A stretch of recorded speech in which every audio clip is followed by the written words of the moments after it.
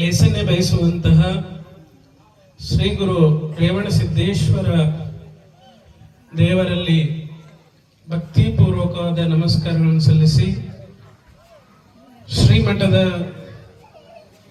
ಪೂಜ್ಯರಾಗಿರುವಂತಹ ಶ್ರೀ ಷಟಸ್ಥಲ ಬ್ರಹ್ಮಿ ಕರಿಸಿದ್ದೇಶ್ವರ ಶಿವಾಚಾರ್ಯ ಅಪ್ಪಂದಿರ ಪಾದಗಳಿಗೂ ದೀರ್ಘ ದಂಡ ನಮಸ್ಕಾರಗಳನ್ನು ಸಲ್ಲಿಸುತ್ತಾ, ಸಮಯ ತುಂಬಾ ಆಗಿದೆ, ಆಗುವ ಕಾರ್ಯಕ್ರಮಗಳು ಕೂಡ ಇನ್ನೂ ಇದೆ.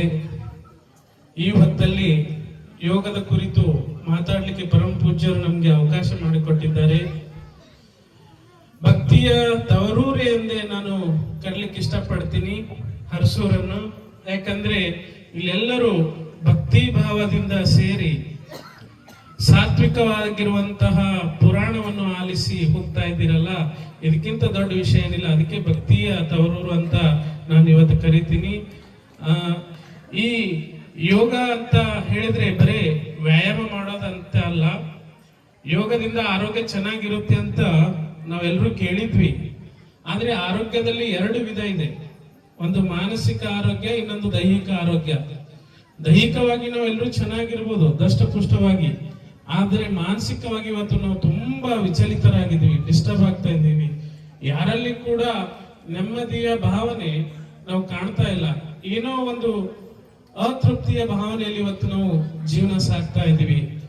ಒಂದು ಸಂತೃಪ್ತಿಯ ಭಾವನೆಯಿಂದ ನಾವು ಜೀವನ ಸಾಗಿಸ್ಬೇಕಾದ್ರೆ ನಮಗೆ ಮಾನಸಿಕ ಆರೋಗ್ಯ ಮತ್ತು ದೈಹಿಕ ಆರೋಗ್ಯ ಎರಡೂ ತುಂಬಾ ಬಹಳ ಮುಖ್ಯವಾಗಿದೆ. ಇವತ್ತೇನಾಗಿದೆ ಅಂದ್ರೆ ನಾವು ಮೊಬೈಲ್ ಎಂಬ ಯುಗದಲ್ಲಿ ಸಿಕ್ಕಾಕೊಂಡು ತುಂಬಾ ಸಂಕುಚಿತವಾದ ಜೀವನ ನಾವು ನಡೆಸ್ತಾ ಇದ್ದೀವಿ, ಸ್ಪೆಷಲಿ ಇವತ್ತಿನ ಯುವ ಜನತೆ. ಮತ್ತೆ ಮುಂದುವರಿತಾ ಆಹಾರದಲ್ಲಿ ಕೂಡ ನಾವು ತುಂಬಾ ಬದಲಾವಣೆ ಕಂಡು ನಮ್ಮ ಶರೀರ ತುಂಬಾ ಏನಾಗ್ತಾ ಇದೆ, ಹದಗೆಡ್ತಾ ಇದೆ. ನಮ್ಮ ತಾಯಂದಿರು ತಂದೆಯರು ಸೇವಿಸಿರುವಂತ ಆಹಾರಕ್ಕೂ ನಮ್ಗೆ ಈಗ ನಾವು ಸೇವಿಸ್ತಾ ಇರುವಂತ ಆಹಾರಕ್ಕೂ ತುಂಬಾ ವ್ಯತ್ಯಾಸ ಇರುತ್ತೆ. ಹೀಗಾಗಿ ಒಬ್ಬ ಆರೋಗ್ಯವಾಗಿರ್ಲಿಕ್ಕೆ ಒಬ್ಬ ವ್ಯಕ್ತಿ ಏನೆಲ್ಲ ಮಾಡ್ಬೇಕು ಅಂತ ನಾವು ಆಲೋಚನೆ ಮಾಡಿದಾಗ ಜಾಸ್ತಿ ಏನು ಕಷ್ಟಪಡೋ ಅವಶ್ಯಕತೆ ಏನಿಲ್ಲ. ಯಾರು ವೈದ್ಯರಿಂದ ದೂರ ಇರಬೇಕು ಅಂತ ಅನ್ಕೊಳ್ತಿರೋ, ಯಾರು ರೋಗದಿಂದ ದೂರ ಇರಬೇಕು ಅನ್ಕೋತಿರೋ, ಬೆಳಗ್ಗೆ ಎದ್ದ ತಕ್ಷಣ 2 ಗ್ಲಾಸ್ ಬಿಸಿನೀರು, ಉಗುರು ಬೆಚ್ಚಿರುವಂತ ಬಿಸಿನೀರು ಕುಡೀರಿ, ನಿಮಗೆ 60% ರೋಗಗಳೇ ಬರಲ್ಲ. ಬೆಳಗ್ಗೆ ಎದ್ದ ತಕ್ಷಣ 2 ಗ್ಲಾಸ್ ಬಿಸಿನೀರು, ಉಗುರು ಬೆಚ್ಚಗಿರುವಂತ ಬಿಸಿನೀರು ಕುಡಿದ್ರೆ ಸಾಕು, ನಿಮ್ಮ ದೇಹದ ಒಳಗಿನ ಅಂಗಾಂಗಗಳು ಏನಾಗುತ್ತೆ, ಸಂಪೂರ್ಣವಾಗಿ ಪ್ಯೂರಿಫೈಡ್ ಆಗುತ್ತೆ, ಅಂದ್ರೆ ಕ್ಲೀನ್ ಆಗುತ್ತೆ. ಯಾರಿಗೆ ಮಲಬದ್ಧತೆ, ಬೆಳಗ್ಗೆ ಕಾನ್ಸ್ಟಿಟ್ಯೂಷನ್ ಅಂತೀವಲ್ಲ, ಅದು ಕೂಡ ನಿವಾರಣೆ ಆಗುತ್ತೆ. ಈಗೆಲ್ಲ 35-40 ಸಮೀಪನ ಹೋಗಿರಲ್ಲ, ಮೊಳಕಾಲ್ ಬ್ಯಾನಿ ಬಹಳ ಬಂದಿರುತ್ತದ. ಮೊಳಕಾಲ್ ಬ್ಯಾನಿ ನಿಮ್ಗೆ ಬರಬಾರ್ದು ಅಂದ್ರೆ ಯೋಗದಲ್ಲಿ ಒಂದು ಆಸನ ಇದೆ, ವಜ್ರಾಸನ ಅಂತ. ಅದು ಊಟ ಆದ್ಮೇಲೆ 5 ನಿಮಿಷ ನೀವು ವಜ್ರಾಸನ ಕುತ್ಕೊಂಡ್ರ ನಿಮಗ್ ಮೊಳಕಾಲ್ ಬ್ಯಾನಿನೇ ಬರಂಗಿಲ್ಲ. ಯಾಕೆ ಈ ಮಾತನ್ನ ಹೇಳ್ತಾ ಇದೀವಿ ಅಂದ್ರೆ, ಇವತ್ತು ಆಸ್ಪತ್ರೆಗಳು ತುಂಬಾ ಕಾಸ್ಟ್ಲಿ ಆಗಿದಾವೆ. ನಾವು ಆಸ್ಪತ್ರೆ ಹೋದಾಗ ಬರೇ ಹೆಸರು ಹಚ್ಚಕ್ಕೆ 200-300 ರೂಪಾಯಿ ತಗೊಳ್ಳಾಗತ್ತಾರ. ಸೊ ನಮ್ಮ ಡಾಕ್ಟರ್ ನಾವೇ ಆಗ್ಬೇಕು ಹೊರತಾಗಿ ನಮ್ಮ ಆರೋಗ್ಯವನ್ನು ಕೆಡಿಸ್ಕೊಂಡು ಡಾಕ್ಟರ್ ಹತ್ರ ಹೋಗಿ ನಮ್ಮ ದುಡ್ಡು, ನಮ್ಮ ಆರೋಗ್ಯವನ್ನು ಎಲ್ಲ ಹಾಳು ಮಾಡ್ಕೊಳ್ಳೋದು ಸರಿ ಇಲ್ಲ. ಈಗ ಇತ್ತೀಚಿನ ದಿನಕ್ಕೆ ತುಂಬಾ ಜನರಿಗೆ ತಲೆನೋವು ಜಾಸ್ತಿ ಬರ್ತಾ ಇದೆ. ಯಾಕಂದ್ರೆ ವಿಪರೀತವಾದಂತ ಟೆನ್ಷನ್ ಮತ್ತೆ ಅತಿಯಾದ ಮೊಬೈಲ್ ಬಳಕೆಯಿಂದ ತಲೆನೋವು ಜಾಸ್ತಿ ಬರ್ತಾ ಇದೆ. ಅಂತ ತಲೆನೋವಿಂದ ಯಾರಾದ್ರೂ ಬಳಲ್ತಾ ಇದ್ರೆ, ಎಷ್ಟೇ ಆಸ್ಪತ್ರೆಗೆ ಹೋದ್ರೂ ಕೂಡ ಕಮ್ಮಿ ಆಗ್ತಾ ಇಲ್ಲ, ಎಷ್ಟೇ ಮೆಡಿಸಿನ್ ತಗೊಂಡ್ರು ಕಮ್ಮಿ ಆಗ್ತಾ ಇಲ್ಲ. ಅಂದ್ರೆ ವಪಾರಿ ಅಂತ ಹಳೆ ತಲೆ ಬ್ಯಾನಿ ಇರ್ತಿತ್ತು, ಹಳ್ಳಿದಾಗೆಲ್ಲ ಹೇಳ್ತಾರೆ ಅವ್ರಿಗೆ ವಪಾರಿದ ಅರ್ಧ ತಲೆ ಸಿಡಿತು ಅಂತ. ಅಂತ ವ್ಯಕ್ತಿಗಳು ಯಾರಾದ್ರೂ ಇದ್ರೆ ನಾಡಿ ಶುದ್ಧಿ ಪ್ರಾಣಾಯಾಮ ಅಂತ ಇರುತ್ತೆ. ಆ ನಾಡಿ ಶುದ್ಧಿ ಪ್ರಾಣಾಯಾಮ 21 ರೌಂಡ್ 3 ತಿಂಗಳವರೆಗೂ ಯಾರು ಅಭ್ಯಾಸ ಮಾಡ್ತಾರೆ ಅವರಿಗೆ ತಲೆನೋವು ಅನ್ನೋದೇ ಬರಲ್ಲ. ಇದನ್ನ ನಾವು ತಲೆಯಲ್ಲಿ ಇಟ್ಕೋಬೇಕಾಗಿದೆ. ಮತ್ತೆ ಇನ್ನೊಂದು ವಿಷಯ ಏನು ಹೇಳಕ್ ಇಷ್ಟಪಡ್ತೀನಿ ಅಂದ್ರೆ, ಆದಷ್ಟು ನಾವು ಸಾತ್ವಿಕವಾದ ಆಲೋಚನೆ ಮಾಡ್ಬೇಕಾಗ್ತಾ ಇದೆ. ಶುಗರ್ ಯಾಕೆ ಬರ್ಲಾಗತ್ತದ, BP ಯಾಕೆ ಬರ್ಲಾಗತ್ತದ ಅಂದ್ರ ಜಾಸ್ತಿ ರುಚಿ ತಿನ್ನೋದ್ರಿಂದ BP ಶುಗರ್ ಬರ್ಲಾಗ್ಯದ.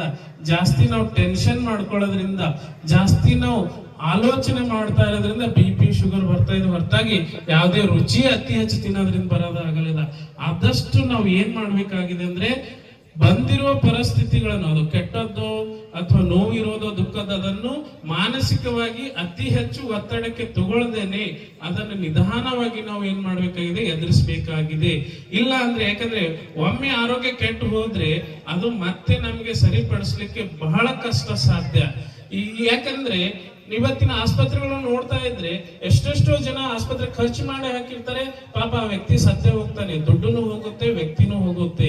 ಹೀಗಿದ್ದಾಗ ನಾವು ಸ್ವಲ್ಪ ಯಾರಿಗೆ ನೆಮ್ಮದಿಯ ಜೀವನ ಸಾಗಿಸ್ಬೇಕು ಅಂತ ಆಸೆ ಇದೆ, ನಾನು ಮತ್ತೆ ಹೇಳ್ತಾ ಇದ್ದೀನಿ, ಯಾರಿಗೆ ನೆಮ್ಮದಿಯ ಜೀವನ ಸಾಗಿಸ್ಬೇಕಂತ ಆಸೆ ಇದೆ, ಬೆಳಗ್ಗೆ ಎದ್ದ ತಕ್ಷಣ ಸ್ನಾನ ಮಾಡಿ ದೇವರ ಖೋಲಿ ಒಳಗ ಪೂಜೆದ ರೂಮ್ನಾಗ ಕಣ್ಣು ಮುಚ್ಚಿ 108 ಓಂಕಾರಗಳನ್ನು ಹೇಳಿದ್ರೆ, ಎಷ್ಟು? 108 ಓಂಕಾರಗಳು ಹೇಳಿದ್ರೆ ನೀವು ಜೀವನ ಪರ್ಯಂತ ಆರಾಮಾಗಿ ಸುಖವಾಗಿ ನೀವು ಜೀವನ ಸಾಗಿಸ್ತೀರಿ ಅಂತ ಹೇಳ್ತಾ ಇದ್ರಿ. ಯಾಕಂದ್ರೆ ನಮ್ಮ ಹಿರಿಯರು ಪೂಜ್ಯರು ಹಾಕಿಕೊಟ್ಟಿರುವಂತಹ ಸಂಪ್ರದಾಯಗಳು, ಹಾಕಿಕೊಟ್ಟಿರುವಂತಹ ಆಚರಣೆಗಳು ಯಾವುದೂ ಮೂಢನಂಬಿಕೆ ಇಲ್ಲ. ಅದರಲ್ಲಿ ಅದರದ್ದೇ ಆದಂತಹ ಸತ್ವ ಇದೆ, ಅದರದ್ದೇ ಆದಂತಹ ಆಧ್ಯಾತ್ಮಿಕ ಇದೆ. ಅದನ್ನು ಒಪ್ಕೊಂಡು ನಾವು ಹೋಗ್ಬೇಕು. ಮತ್ತೆ ಇನ್ನೊಂದು ಏನಂದ್ರೆ, ನಾವು ಮಾಡರ್ನೈಸ್ ಆಗಿಬಿಟ್ಟಿವಿ, ಪಾಶ್ಚಾತ್ಯ ಮಾಧ್ಯಮಗಳ ಆಕರ್ಷಣೆಗೆ ಒಳಗಾಗ್ಬಿಟ್ಟಿವಿ. ಅದರ ಜೊತೆಗೆ ನಮ್ಮ ಸಾಂಸ್ಕೃತಿಕ ಸಾಹಿತ್ಯ, ನಮ್ಮ ಆಚರಣೆಗಳನ್ನು ಕೊಂಡೊಯ್ಯೋಣ ಅಂತ ನಾನು ಈ ಮೂಲಕ ಹೇಳ್ತಾ ಇದ್ದೀನಿ. ಯಾಕಂದ್ರೆ ನಮ್ಮ ಸಂಪ್ರದಾಯವನ್ನು ಬಿಟ್ಟು, ನಮ್ಮ ಸಂಪ್ರದಾಯವನ್ನೆಲ್ಲ ಗಾಳಿಗೆ ತೂರಿ ಆಚಾರ ವಿಚಾರಗಳು ಬಿಟ್ಟು ನಾವು ಮುಂದಕ್ಕೆ ಹೋಗಿದ್ದೆ ಆದ್ರೆ ನಾವು ಮಾನಸಿಕವಾಗಿ ತುಂಬಾ ಏನಾಗ್ತೀವಿ, ಹದಗೆಡ್ತೀವಿ.